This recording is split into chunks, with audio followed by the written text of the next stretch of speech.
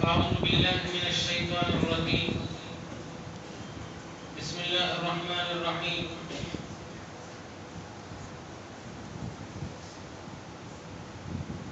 قال الله سبحانه وتعالى في شأن حبيبه تعظيما وتكريما: إن الله وملائكته يصلون على النبي يا أيها الذين آمنوا صلوا عليه وسلموا تسليما. اللهم صل على سيدنا ونبينا محمد وعلى آل سيدنا ونبينا محمد وبارك وسلم. عن أبي هريرة رضي الله عنه قال رسول الله صلى الله عليه وسلم: إذا مات ابن آدم انقطع عمله إلا من ثلاث: صدقة جارية أو علم ينتفع به أو ولد صالح يدعو له. صدق رسوله النبي الأمين الكريم. بزرگان محترم، برادران عزیز، ہفتہ واری درس حدیث شریف میں آپ سب کا دل کی گہرائیوں سے استقبال ہے۔ دیکھیے، جس سے محبت ہوتی ہے اس کی ہر بات اچھی لگتی ہے۔ تو ہم جو نبی کریم صلی اللہ علیہ وسلم سے محبت کے دعوے دار ہیں کہ ہم محبت کرنے والے ہیں، لیکن ان کی باتیں نہیں معلوم، ان کی زندگی کا لائف سٹائل نہیں معلوم، تو پھر اس محبت میں ہم جھوٹے ہیں۔ صرف زبانی محبت ہے، پریکٹیکلی عاشق جسے کہتے ہیں وہ ہم نہیں ہیں۔ اور صحابہ کرام ایسے بالکل نہیں تھے۔ صحابہ کرام کی زندگی کا ایک ایک مقصد رسول پاک صلی اللہ علیہ وسلم کی پیروی اور اتباع تھی۔ ہر بات میں، ہر عمل میں وہ نبی کریم صلی اللہ علیہ وسلم کو اپنا آئیڈیل مانتے تھے۔ نہ صرف مانتے تھے بلکہ ان کی زندگیوں پر اس کے گہرے چھاپ تھے۔ کوئی ایک صحابی سے بھی ملاقات کر لیتا تو ان کا نام تو اس کو نہیں معلوم، ایڈریس پتہ تو اس کو نہیں معلوم، لیکن اتنا ضرور کہتا تھا کہ یہ محمدی ہے۔ لیکن آج اخلاق، کردار نام کو نہیں، صرف زبانی دعوے دار ہیں کہ ہم رسول اللہ سے محبت کرنے والے ہیں۔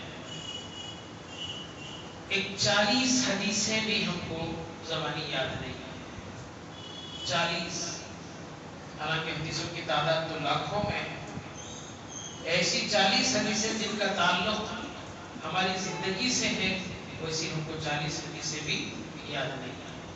یہ درس حدیث رکھنے کا مقصد یہی ہے کہ کم سے کم آقائے دو جہاں صلی اللہ علیہ وآلہ وسلم کی مبارک احادیث عربی زبان میں آپ کے گوش گزار کیے جائیں اور آپ کو بتایا جائے کہ آپ صلی اللہ علیہ وسلم نے کیا کیا ہے اور کیا کرنے کو کہا ہے اور کس چیز کا حکم دیا ہے اور کس چیز سے منع کیا ہے۔ عموماً میں جن احادیث کو سلیکٹ کرتا ہوں وہ حدیثیں معتبر کتابوں میں، جیسے بخاری، مسلم، ترمذی، ابن ماجہ، ابو داؤد، نسائی، یہ 6 کتابیں ہیں جن کو صحاح ستہ کہتے ہیں۔ کیا کہتے ہیں؟ صحاح ستہ۔ یہ 6 احادیث کی کتابیں پوری دنیا میں مشہور ہیں۔ آپ یہاں سے سعودی عرب چلے، وہاں بھی یہی حدیث ہے۔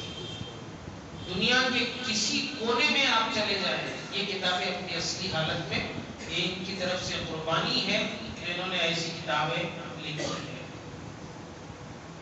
تو ایک حدیث جو اس سے بیشتر اتوار کو آپ کے گوش گزار کیا گیا تھا، اور اس کے راوی تھے. اور ہماری درس حدیث کا طریقہ کار سے آپ واقف ہیں.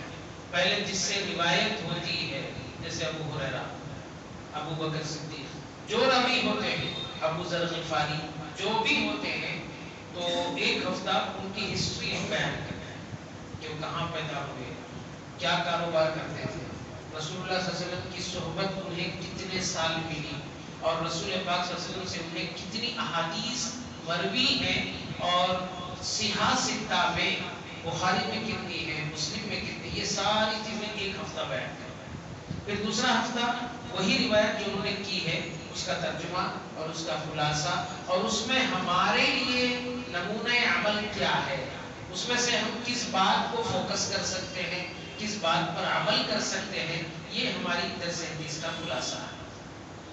تو گزشتہ ہم نے سیدنا ابو ہریرہ رضی اللہ عنہ کی زندگی پر گفتگو کی تھی، اور ان سے جو حدیثیں مروی ہیں زائد از 6000 احادیث ان سے مروی ہیں. اور طلب علم کے آپ حریص، اس قدر علم کے طلبگار تھے کہ کبھی آپ کا پیٹ نہیں بھرتا تھا. نبی کریم صلی اللہ علیہ وسلم نے سچ فرمایا ایک دوسری حدیث میں، 2 آدمی کا کبھی پیٹ نہیں بھرتا. کتنے آدمی کا؟ 2 آدمی کا. تو پھر آپ ہی نے جواب دیا کہ وہ کون سے 2 آدمی ہیں؟ فرمایا کہ علم کا طلب کرنے والا ہے، مال کا طلب کرنے والا. ان 2 کا پیٹ کبھی بھرتا نہیں.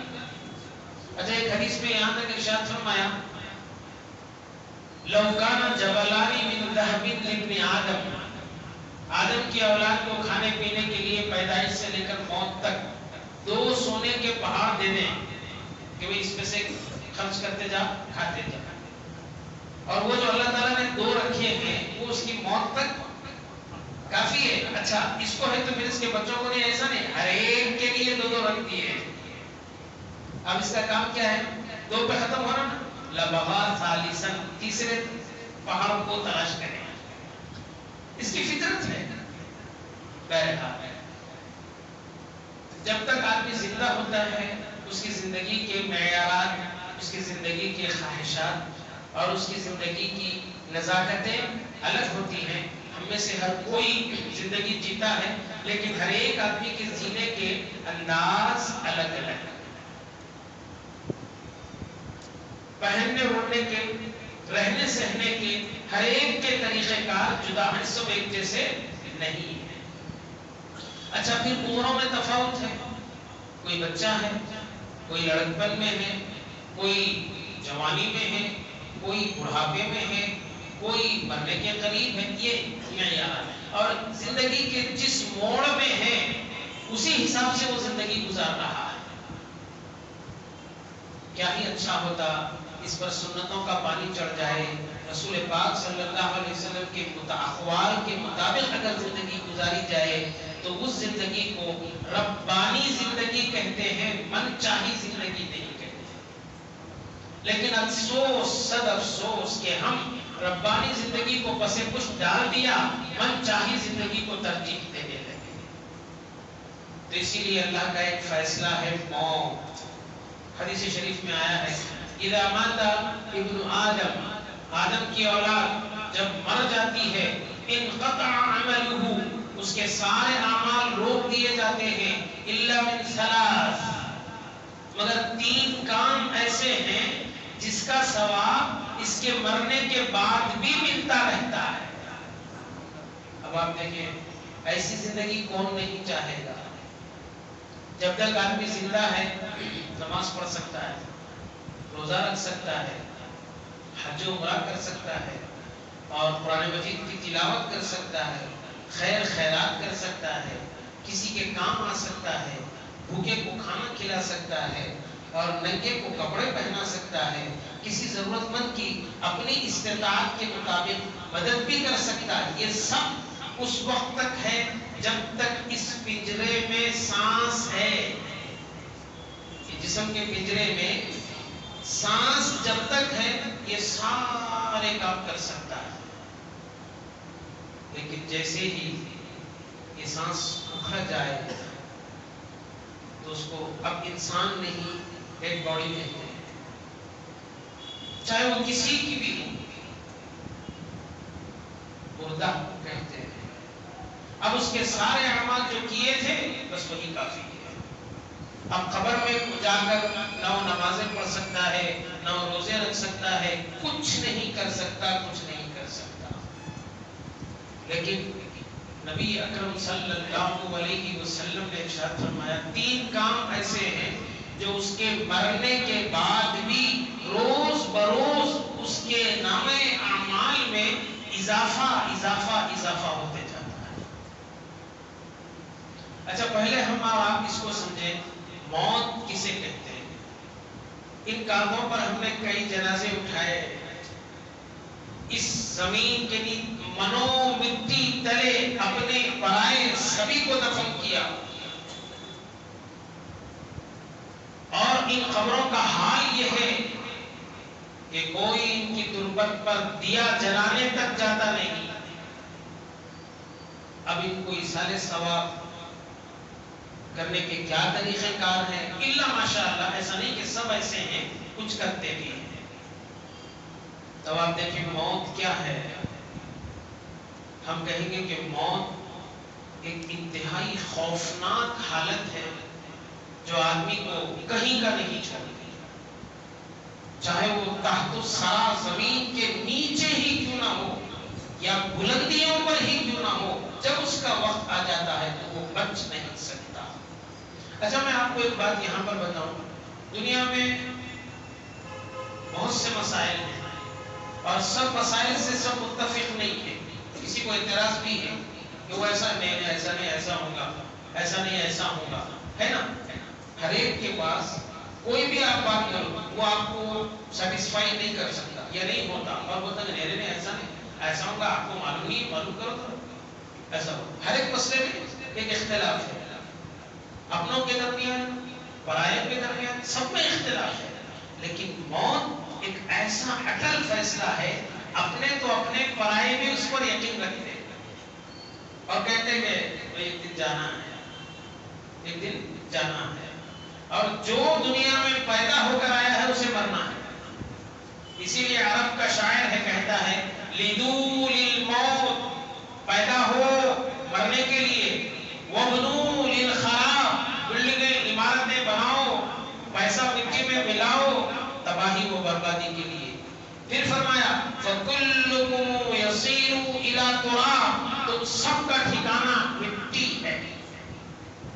بالکل سچ کہا اس نے. اب موت کہتے کس کو ہے؟ قرآن اور حدیث میں اگر دیکھیں تو اتنا خوبصورت انداز قرآن بیان کرتا ہے. دیکھیے کل نفس ذائقۃ الموت, ہر نفس کو, عام طور پہ اس کا ترجمہ ہم یوں ہی کرتے ہیں, ہر نفس کو, ہر جاندار کو موت کا مزہ چکھنا ہے. لیکن قرآن مجید کے بلاغت نظام پر قربان جائیے, اللہ نے یہ نہیں فرمایا کہ موت کی ہچکی سب کو آئے گی اور موت کا مزہ آئے گا. فرمایا کل نفس ذائقۃ الموت, ہر نفس کو اس کے حساب سے موت کا مزہ چکھا جائے گا. موت انتہائی خوبصورت چیز ہے, انتہائی خوبصورت چیز ہے. کیسے؟ جیسے حدیث شریف میں اس کی شرح یہ بیان کی گئی ہے, الموت جسر یوصل الحبیب الی الحبیب, موت ایک پل ہے, موت ایک پل ہے, اس پر سے گزر کر محبوب محبوب سے ملتا ہے, یعنی بندہ رب سے ملتا ہے. اسی لیے حدیث شریف میں آیا ہے جنازوں میں جلدی کیا کرو, جنازہ اٹھانے میں جلدی کیا کرو, وہ آ رہے ہیں, یہ آ رہے ہیں, وہی آئے کچھ کرے, اس کو تو کچھ نہیں کر سکتا. کیوں؟ اس کی وجہ حضور فرماتے ہیں اگر یہ نیک ہے تو تم تاخیر کر کے اللہ سے ملنے میں اس کے لیے رکاوٹ بن رہے ہو, اور اگر یہ بد ہے, برا ہے, تو اس کے بوجھ کو اپنے کاندھوں پر کب تک اٹھائے پھرو گے, جتنا جلد ہو سکے اتنا جلد اس کو مٹی میں ملا دو. تو موت ایسی ایک خوبصورت چیز ہے کہ بندے کو رب سے ملانے کا. اچھا اب بتائیے کون ایسا بندہ ہوگا جو اپنے رب سے ملاقات نہیں کرنا چاہے گا؟ ہاں ڈر ہوتا ہے، خوف ہوتا ہے موت کے نام سے. میں نے تو بعض ایسے لوگوں کو بھی دیکھا ہے وہ جنازے کے بھی قریب نہیں جاتے، وہ سمجھتے لے گے. ان کو دیکھنے سے ایسا معلوم ہوتا ہے کہ وہ نہیں مریں گے. ارے بھائی تو مرے گا تو تیرے جنازے میں کون آئے گا جب تو جنازوں سے اتنا بھاگتا پھرتا ہے؟ اچھا جس گلی سے جا رہا ہے وہ دوسری گلی کا راستہ اختیار ہے، وہاں سے جنازہ آ رہا ہے. واہ کیا ڈر ہے؟ یہ ڈر کیوں ہے معلوم ہے؟ حضرت نبی کریم صلی اللہ علیہ وسلم کے زمانے میں ایک صحابی نے کہا یا رسول اللہ مجھے موت سے بہت ڈر ہوتا ہے. لیکن اس زمانے میں بھی اللہ نے ان کے دلوں میں ڈالا میرے مصطفیٰ سے ایسے سوالات پوچھو تاکہ بعد میں آنے والوں کو علم ہو سکے. یہ مطلب تھا، ورنہ ان کے لیے وہ تو ہمیشہ سر پہ کفن باندھ کر نکلتے تھے. میرے حبیب سے پوچھو تاکہ بعد میں آنے والوں کو موت کا فلسفہ سمجھ میں آئے. تو انہوں نے پوچھا یا رسول اللہ موت سے بہت ڈر لگتا ہے. حضور نے فرمایا اچھا صدقہ کیا کرو. موت صدقہ مال کے ذریعے کیا کرو، مال خرچہ کرتے رہو، خود بخود موت کا ڈر کم ہو جائے گا. کیوں؟ مال جہاں جاتا ہے ساتھ میں دل کو بھی لے کے جاتا ہے. موت سے ڈر ہو رہا ہے، مال خرچ کرو، خود بخود دل لگ جائے گا.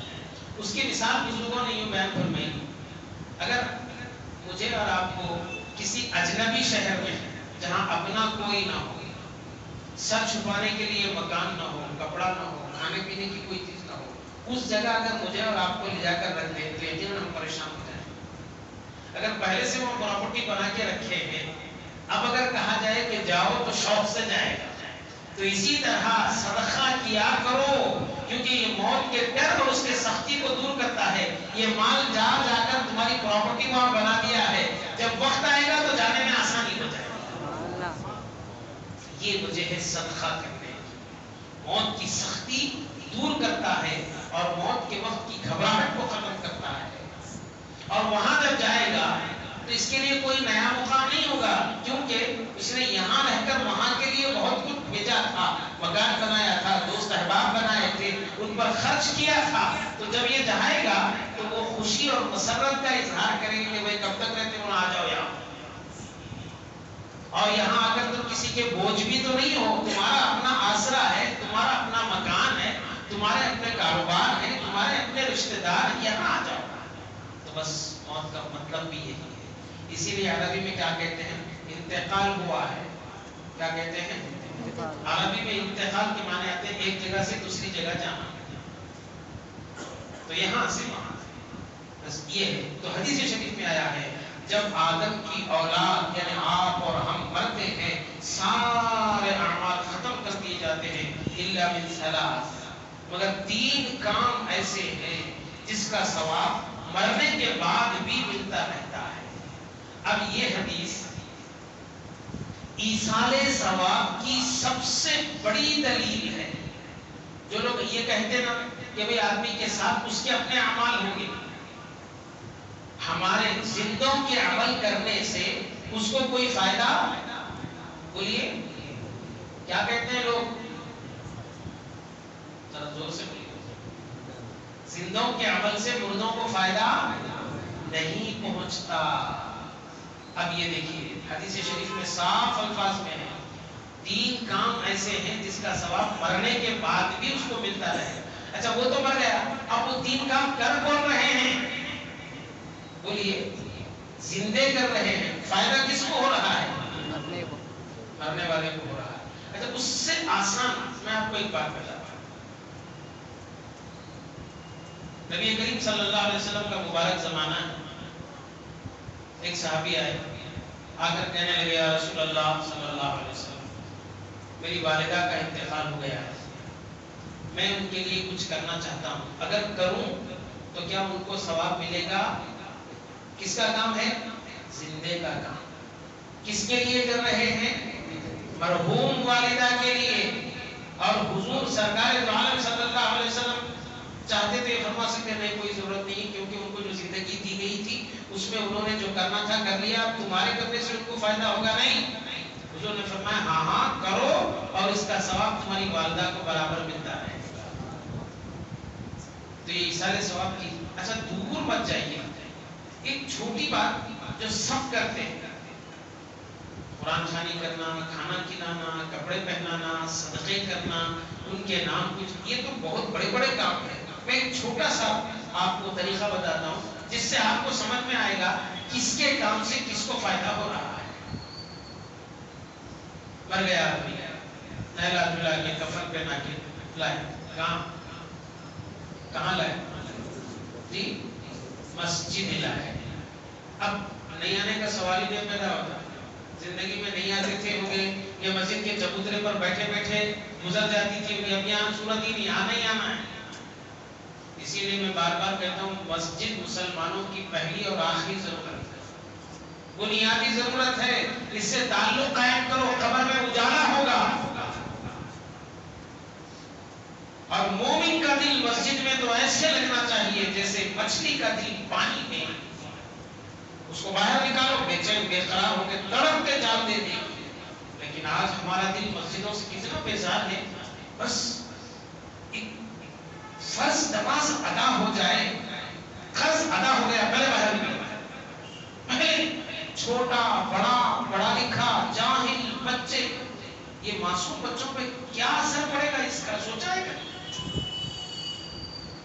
اسی لیے آج کیا کر رہے ہیں یہ بچے معلوم ہے؟ کل جمعے کی بات ہے، اوپر سے اتر رہے ہیں، چیخیں مارتے ہوئے اتر رہے ہیں. اس کی وجہ کیوں؟ ان کو جانا ہے، کیونکہ باپ بھی جاتے ہیں، دادا بھی جاتے ہیں، نانا بھی جاتے ہیں، بھائی بھی جاتا ہے، چچا بھی جاتے ہیں، اب ان کو بھی جانا ہے. تو کیا کریں گے؟ راستہ نہیں ملا، پریشان ہو گئے، چلو چیخیں مارتے ہوئے نکلتے. کیا سنتیں پڑھ رہے لوگ؟ لیکن یہ ہے بچے، ان کی کوئی غلطی نہیں. میں بولتا ہوں ذمہ داروں کی غلطی ہے. جب آپ مسجد لائے ہیں تو مسجد کے آداب بچوں کو سمجھا کر لانا چاہیے. نہیں اوپر سے تھوڑی بے احتیاطی اگر ہو جائے سیدھا نیچے گر جائے گا. اللہ نہ کرے کوئی حادثہ ہو تو کون ذمہ دار؟ کمیٹی کے لوگ؟ ہرگز نہیں. کہ کمیٹی کے لوگ بولے کہ آپ کو لے کے آؤ؟ آپ باپ ہیں، آپ دادا ہیں، آپ چچا ہیں، آپ تایا ہیں، آپ کا کام ہے بیٹے اب ہم جہاں جا رہے ہیں وہ اللہ کا گھر ہے.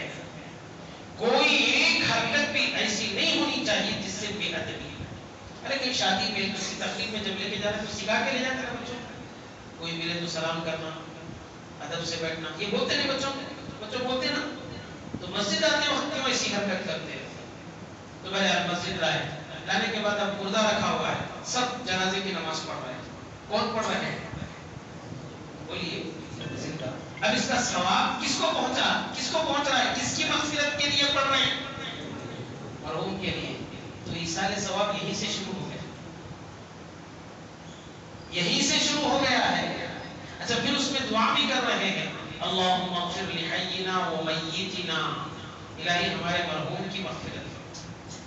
اتنا ہی نہیں، وہ شاہدینا جتنے حاضر ہیں ان کی بھی مغفرت، وہ غائبینا جو نہیں آ سکے ان کی بھی مغفرت، وہ ذکرینا ہم مردوں کی بھی مغفرت فرما، وہ انسانا ہماری عورتوں کی بھی مغفرت فرما، اور پھر صغیرنا ہمارے چھوٹوں کی بھی مغفرت فرما، وہ کبیرنا ہمارے بڑوں کی بھی مغفرت فرما. اور کیا دعا چاہیے؟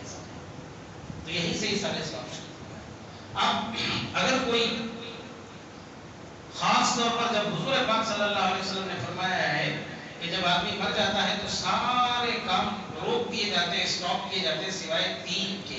اگر ہر بندے نے وہ 3 کام کیے ہیں تو ہر بندے کو ثواب ملے گا، ورنہ جس نے کیا ہے اس کو برابر ثواب ملے گا. سب سے پہلا کام صدقۃ جاریۃ. یہ کام اگر کسی نے کیا ہے تو اس کے مرنے کے بعد بھی اس کو ثواب ملتا رہے گا، ملتا رہے گا. اسی لیے ایک حدیث شریف ہے، نبی پاک صلی اللہ علیہ وسلم نے فرمایا جب مردوں کو تم دفن کرو گے تو اس میں گناہوں کے بوجھ ہوں گے ان کے ساتھ، لیکن جب قیامت کے دن اٹھیں گے تو ان کے نامہ اعمال میں ایک بھی گناہ نہیں ہوگا. صحابہ نے پوچھا رسول اللہ ایسا کیسا ہوگا؟ جاتے وقت تو گناہوں کی بوجھ پوٹلیاں تھی، لیکن جب اٹھایا گیا تو ایک گناہ بھی نہیں ہے. تو بولے زندوں کی جو دعائیں ہیں اس کی وجہ سے ان کی مغفرت. کیا رشتہ ہے ہمارا مرحومین سے؟ لیکن برابر ہر ایمان دعا کرتا ہے ربنا اغفر لی ولوالدی وللمؤمنین والمؤمنات والمسلمین والمسلمات. سب آ گئے، پوری دنیا کے مسلمان مرد بھی آگے عورتیں بھی آگے. جب دن میں 5 مرتبہ یہ روزانہ دعا ہو رہی ہے تو رب کی رحمت اتنی بڑی ہے، وہ تو مغفرت کے بخشش کے بہانے تلاش کرتا ہے سب کی مغفرت. تو صدقۃ جاریۃ، صدقہ جاریہ، ایسا کام جو بالکل جاری رہنا چاہیے، ایسا صدقہ. مثال کے طور پر اللہ نے دیا ہے، آپ نے مسجد بنائی اور مسجد کی کمی ہے، اتنی بڑی مسجد بنائیں اتنی چھوٹ نہیں، آپ اپنی حیثیت کے موافق بنائیں، اللہ تبارک و تعالیٰ آپ کو اپنی حیثیت کے موافق جزا دے.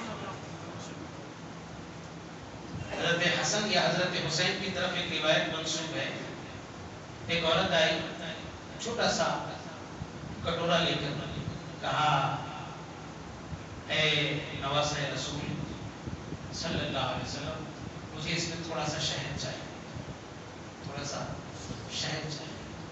تو آپ نے اپنے خادم سے کہا گھر میں شہد کا گھڑا ہے، گھر میں شہد کا گھڑا ہے، اس کے گھر تک پہنچا کر آؤ. چنانچہ خادم اٹھا، گھر گیا، شہد کا گھڑا اس کے گھر پہنچا کر واپس آ گیا. اب رہتے دیکھیے بعض لوگ مجلس میں بہت زیادہ اسراف کر دیا، رہتا نا ہر جگہ.